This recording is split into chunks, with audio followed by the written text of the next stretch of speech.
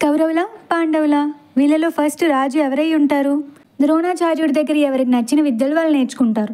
అలానే భీముడు, దుర్యోధనుడు బలరాముడి దగ్గర కూడా గదా విద్య నేర్చుకుంటారు. అప్పటికే దుర్యోధనుడు అశ్వత్థామకి రాజ్యం ఆశ చూపించి తన వైపు తిప్పేసుకుంటాడు. అలా 12 సంవత్సరాలు అయితే గడిచిపోతాయి. అందరూ హస్తినాపురికి రిటర్న్ అయిపోతారు. వచ్చిన వెంటనే వాళ్ళకి పోటీలు పెట్టి దానితోనే రాజుని డిసైడ్ చేద్దామని పోటీలు స్టార్ట్ చేస్తారు. దుర్యోధనుడికి పోటీగా యుధిష్ఠిరుడు వచ్చినప్పుడైతే ఫుల్గా రెచ్చగొట్టేస్తాడు దుర్యోధనుడు. ఎక్కడ కోపం చూపించి ధర్మాన్ని తప్పుతానో అని ఆట నుండి వెళ్ళిపోతాడు ధర్మరాజు. ఇక భీముడు వచ్చినప్పుడైతే అది కేవలం పోటీలా మాత్రం ఉండదు, ఒకరిని ఒకరు చంపేసుకుందాం అనేంతలా కొట్టుకున్నారు. వాళ్ళని చూసి అందరూ బెదిరిపోతున్నారని ఇంక గురువే వచ్చి వాళ్ళని ఆపేస్తారు. లాస్ట్కి అర్జునుడే ఎంట్రీ ఇస్తాడు. తన ధనుర్విద్యని దుర్యోధనుడు తట్టుకోలేకపోతాడు. ద్రోణాచార్యుడు వచ్చి అర్జునుడే శ్రేష్ఠ ధనుర్ధారి అని ప్రకటిస్తాడు.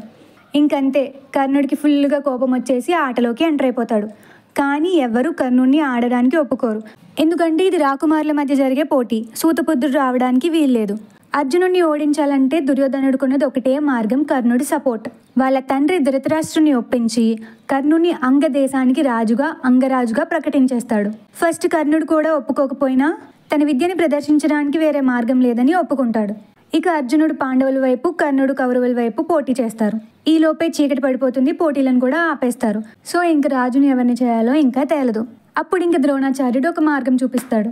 అదేంటో తెలియాలంటే ఫాలో ఫర్ నెక్స్ట్ పార్ట్.